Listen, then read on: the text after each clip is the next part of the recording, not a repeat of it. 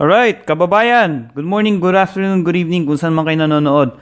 Alright, we'll try to answer yung questions, no? Why is the market continuously going down? And what are we going to expect sa market? And ano yung mga position na we should trim? And ano naman yung mga position or equities na we should be looking at? Alright, this is PSEI recap. This is for October 8 tradings. And sa mga bago sa channel, this is weekly, no? I upload every Friday or Saturday.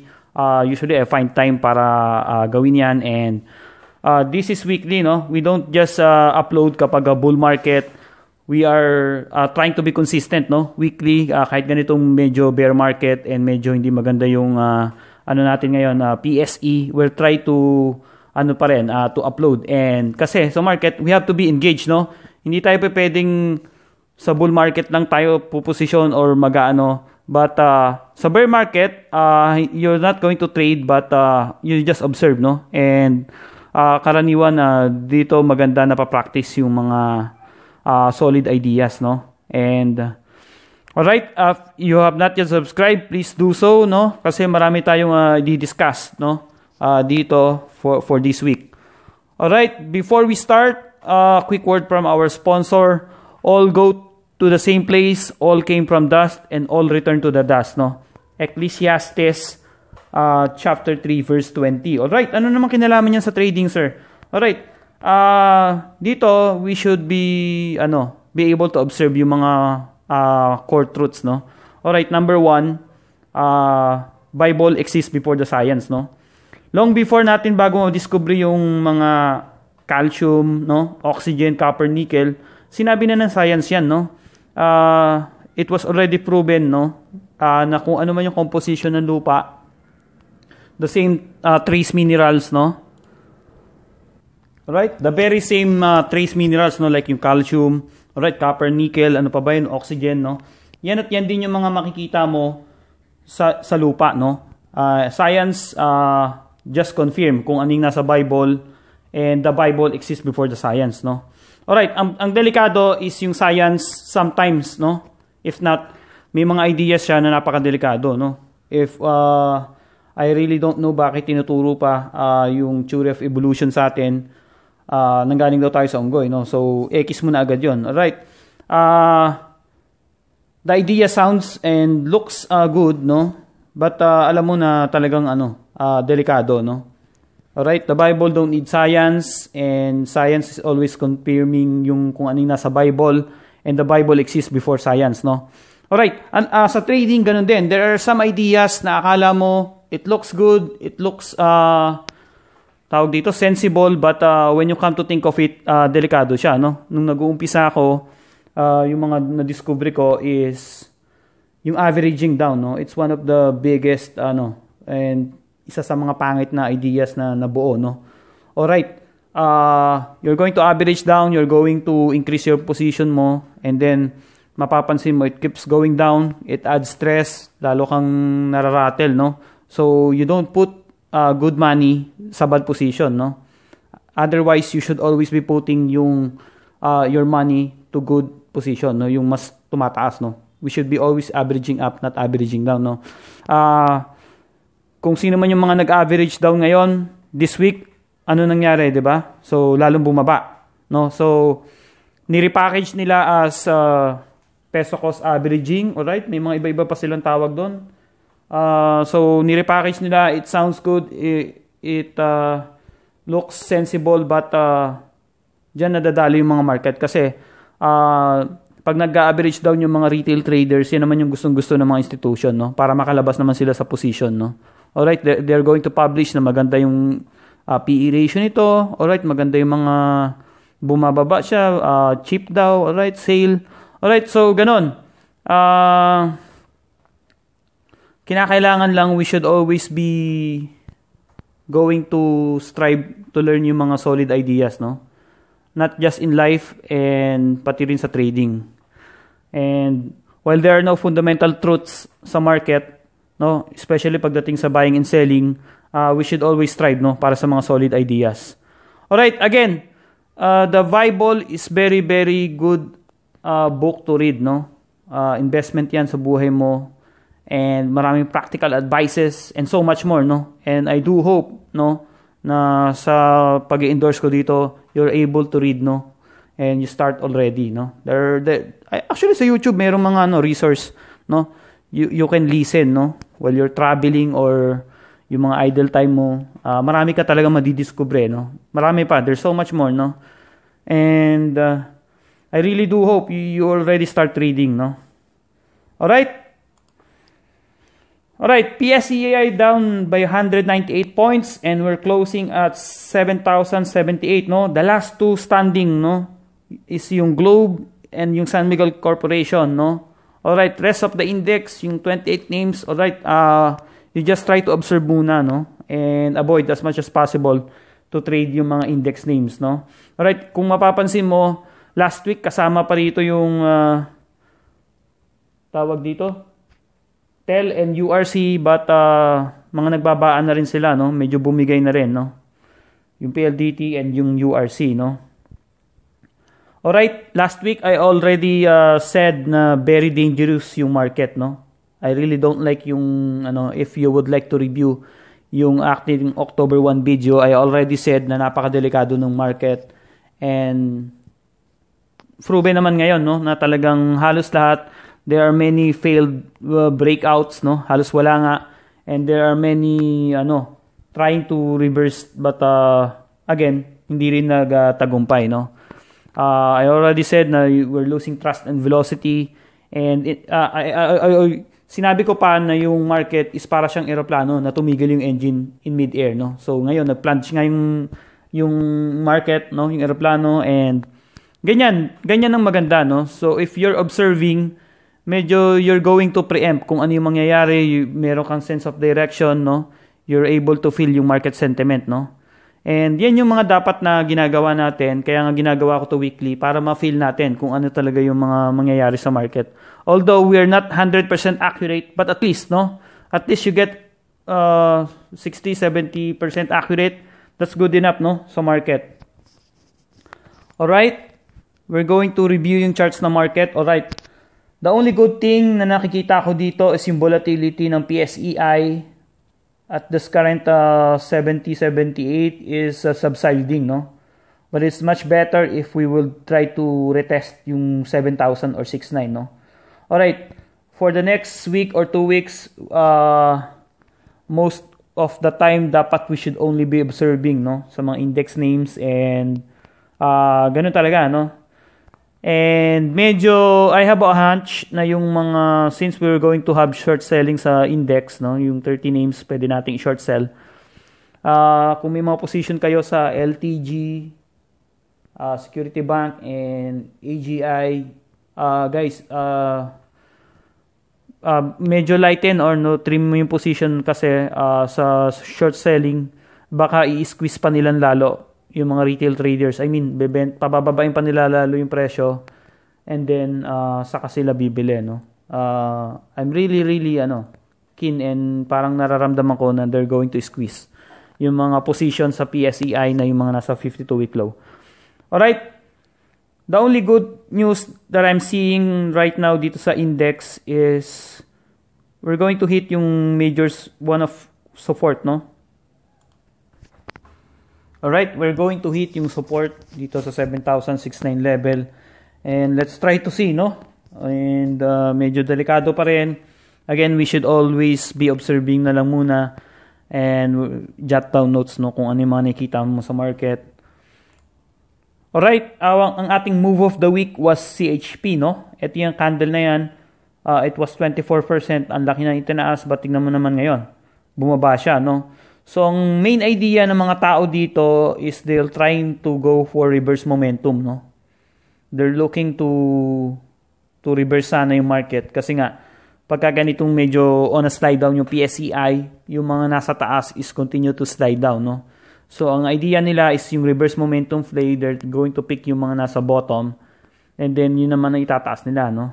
Yun yung dito, yun yung general ideas dito. But it eventually went down, no? It was not able to sustain. And pababa siya ngayon, no? Alright, CHP.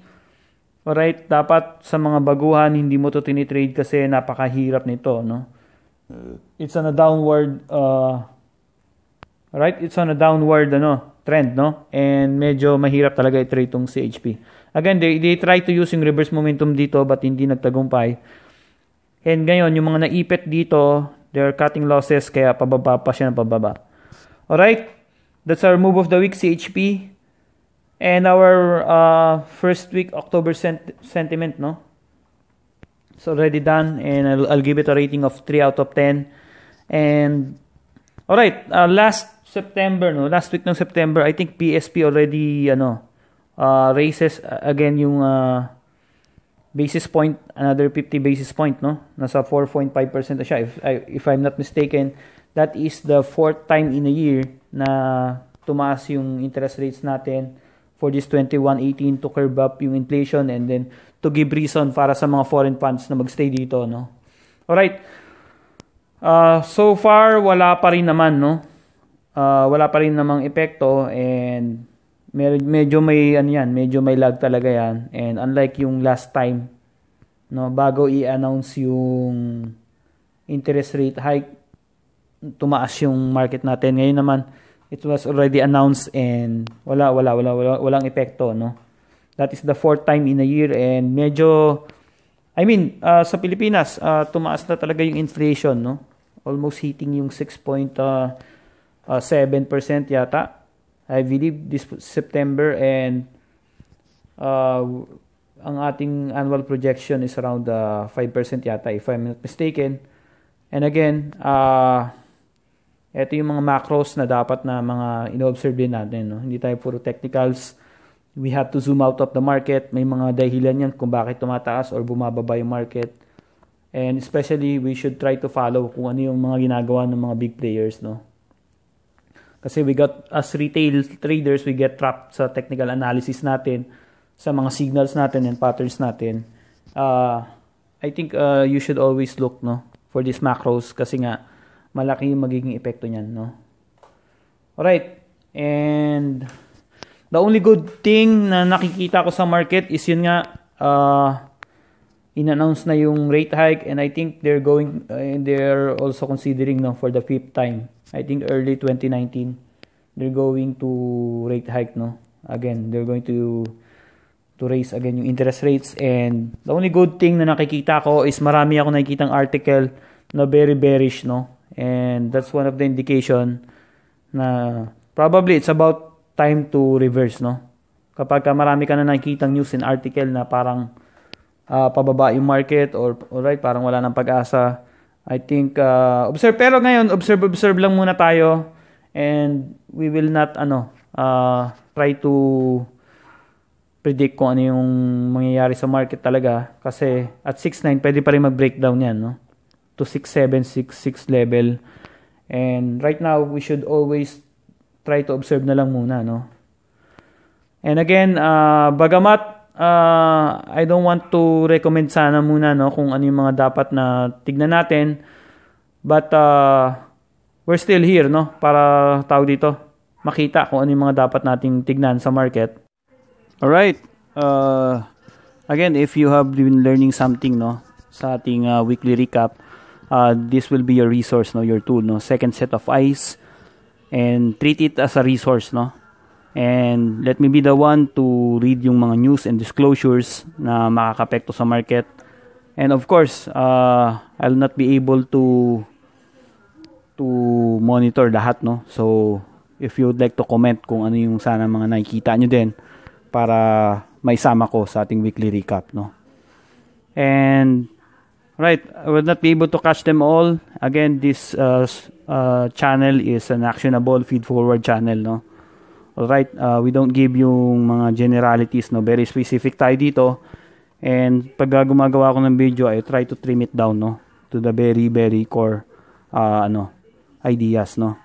Again, I try to make yung compact and mga videos, and I don't want you watching, no, yung mga 2 hours, 3 hours ng mga video, and then after that hindi mo alam kung ano ba yung nakuha mo.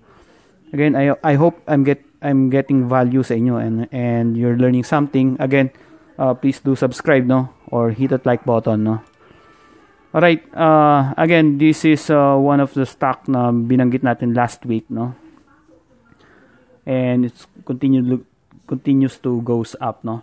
And again, isa sa mga stock na to is maliwanag talaga, no? Maganda yung Globe. And again, I think it's bound to release a disclosure, no, for another tawag dito, dividend, no? This is more of a cash income, no, na stock, no? Again, quarterly nagbibigay to. And then one of the few strong names, no, pagdating sa index, ito yung Globe, no? Again, quarterly, tulad ng sinabi ko, time and time again, gumaganda yung quarterly nito compared sa ating PLDT. And that only goes to show na fundamentally maganda tong Globe, no?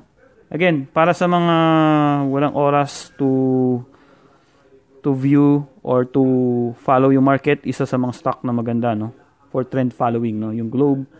And again, I don't see it stopping, no, lalo pat ganitong market, wala na, fewer and fewer names na yung lumalabas, and we should all be selective, no, sa mga trades natin. Again, this is my take for Globe, no. It's still a clear signal for us, and it's still a good buy, no.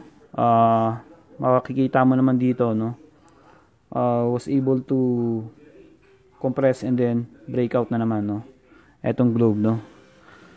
Again, sa mga ano natin, yung SMC, mapapansin mo naman dito, it consolidated, no, very tight yung mga consolidation, and then I think it's bound for run, no. If you are a bit skeptical, no, sa SMC position na to, you would like to mag-abang dito, no, before sa 180, that's 178, 179, and then once na mag-break with volume, doon ka bumili. Alright, again, very few names na lang yung natitira sa market, and these are the two index names, no, na natitira. That's Globe and SMC. And again, this is an icebreaker. Pagka ito yung tumaas, SMC, malaki yung hatak nito sa index, no. I think this is one of the heavy punchers, no, pagdating sa SMC. Malaki yung weight niya. I think that's 4% plus, no, pagdating sa index. And SMC, marami siyang projects na nakahilera ngayon. And yung mga investors nito are really on a long term, no. Hindi naman sila nag-invest sa SMC para chumupit or to take some few ano tawag dito.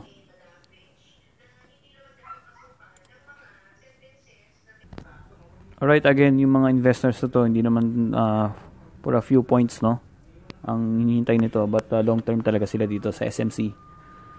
And that's our take for SMC. Alright, isa sa mga magaganda pa, no, na setup, and one of the few names na magandang i-invest is yung IRC, no. I think at this point in time, announcement na lang hinihintay. And mapapansin mo naman, no, so very bullish pa rin yung market ng SMC, ng IRC, no. So again, tung this week, past week, no, napakadugo ng market, but again, it was able to hold its position, and magandang closing, no, tung Friday na to. And once na magkaroon ng announcement dito, simple na lang tung 2.7 na to, no. Again, we're not going to predict kasi napakahirap ng market na to. But you try to buy, no, accumulate as much as possible sa support niya, no. And again, IRC, yung talagang overriding sentiment nito is yung Subway, no. Kapag umokay yung project ng Subway, I think long term napakaganda nito, or probably magkakaroon tayo ng spike, no. Announcement na lang. I think wala yatang kalaban, no, for that bidding, and let's try to observe, no, and see kung ano pa yung mangyayari sa IRC. Again, this is, again, on the flip side, very volatile naman, no. Pagka bumaba, mabilis, no. So, talagang nangyaring shakeout dito, mabilis talaga, mag-aalisan din. But again, I think we're pretty much out of the panic mode, no, and accumulation area, and we're trying to break out yung another 52-week high nito. Again, ang IRC is kung medyo you have time, no, magandang invest kasi talaga siya pagka nag-go yung Subway project, is malaki yung upside ng IRC. Again, ang gusto ko sa IRC is fundamentally maganda naman yung project niya. And then technically okay din siya, no? With this bearish market, maganda yung pinapakita niya. And again, ang pinaka-catalyst na lang na hinihintay nito is yung announcement or any news, no, na magko-confirm na yung IRC na ngayon nanalo. Again, that's our take for IRC. And again, one of the anti-index names, no, and one of the few strong names talaga. And since 2017, kung saan siya nagkaroon ng reversal, no, ito yung Agri-Nurture, no, currently at around 18, no, and mapapansin mo, there are some moves, no, na ginawa nila para ma-achieve to, no. Tinrim down nila yung mga companies or mga ano nila tawag dito, activity na hindi nagpo-produce ng profit, and then pinalitan naman nila ngayon ng mga tawag dito, activity na will produce result and eventually income sa kanilang company. Again, currently pumunta siya sa sa bigas, no. So medyo malaking problema ng bigas natin, mayroong mga hoarding, and pumasok siya, no, sa Vina Food, no, para mag-import ng bigas, no. Alright. Again, Agri-Nurture is one of those names na pagka bumababa yung PSEI, again, mas lalong napapansin itong Agri-Nurture, no. Very, very strong, and mapapansin mo naman, walang halos bumitaw, no. Again, kung may upside pa ba to? Yes, definitely, no. Mapapansin mo naman dito, yung kanyang movement lagi is nagko-consolidate muna before another move, no. Again, this is a consolidation area. We could treat it as a Darvas box, and then it's going to probably hit yung 20, no, if wala talagang mag-take ng lead sa market, no. Again, Agri-Nurture is a very, very good stock to invest in, no, and maraming upside, no, and that's our take for Agri-Nurture. And then going to proceed with another of the names na we should be watching, no. Again, ang gusto ko dito sa ABA na to, this is one of my strong setups, no. Ito, bibigay ko na, no. Itong volume na to, it doesn't mean anything, no, last week. But currently, sa price action niya, no, as you're going to see, uptrend is intact. And then ito, yung triple doji, no. This is one of my strong setups na talagang bread and butter. But ang dapat na mangyari dito by Monday is we have a confirmation kahit mga 1-2%. If you are able to watch the market, no, pagka tumaas ng 1-2% pasok, tapos we'll try to see if it breaks yung 0.45. Again, ABA, fundamentally, I already checked, maganda rin. Yung mga earnings niya mukhang bagger din ang datingan, no. Again, mapapansin mo naman dito, no, August, no, since yung disclosure ng kanyang net income, it continuously tumaas, no. Again, ABA, no, isa sa mga strong setup na mga nakikita natin, and we should be watching, no. Again, generally speaking, we should be observing, no, sa market muna ngayon, but ito yung mga few names, no, na dapat natin talagang tutukan, no, or we should be trading or trend following na lang muna, no. And again, that's our take with ABA Core, no. And right, bukod dun sa lima na yon, yung Agri-Nurture, Globe, alright, SMC, IRC, no, and ABA Core, ano pa ba yung mga dapat natin tutukan, no. Alright, we still have yung RWM, very valid pa rin, but napaka talaga tawag dito, napakatagal, no, and it's testing our patience, no. If you are intraday and mababantayan mo yung RWM, once it hits yung 535, napakaganda niyan, no, kasi napakatagal ng consolidation, and ang ganda ng setup niya, no, horizontal talaga yung consolidation niya, and then maganda, no, maganda yung RWM. Again, strong pa rin, and that's probably one of the beneficiary, no, pagka finally na-delist yung MRP, no. It's either Bloom or RWM, no. Again, bukod sa RWM, we still have yung FB, but currently medyo dahil nga sa konti yung names, itong Friday ang ganda ng opening, no, but bumaba siya. So again, FB still valid pa rin naman yan. And yung Vulcan, no? Very volatile but maganda. Technically speaking, maganda pa rin yung pinapakita. Again, for the rest of the stocks, no? Observe na lang muna tayo and I think 6-9 yeah, it's very possible, no? For this week and observe na lang muna. We'll try to check kung ano yung mga nagbo-bottom out, kung ano yung mga nagiging less volatile sa support nila. And that's it, no? If you have learned something, maraming salamat, no? I hope I do add value sa inyong mga analysis, no? Treat it as a tool, no? Again, this channel is made for those people na gustong mag-invest sa market but they don't have time, no, to monitor the market. Probably you're in a BPO, no? Or an IT or probably OFW, iba yung time zone. Its channel was made for you, no? Maraming salamat sa mga comment and guys, if you have struggles and mga positions nyo, alright, baka makatulong ako, you'd like to comment and sasagutin ko naman yan, no? Again, please do hope and subscribe, no?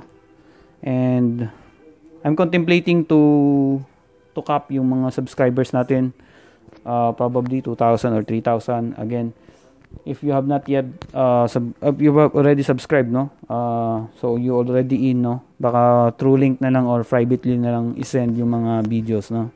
Again, pinag-isipan ko pa yan but for now kung nakasubscribe ka na, alright, dire-diretso pa rin tayo and next week, no, let's try to see if 6-9 magbabounce doon and we really do hope na yung BSP rate hike announcement is magkakaroon ng epekto sa market. Again, this is PSI Recap and maraming salamat sa panonood.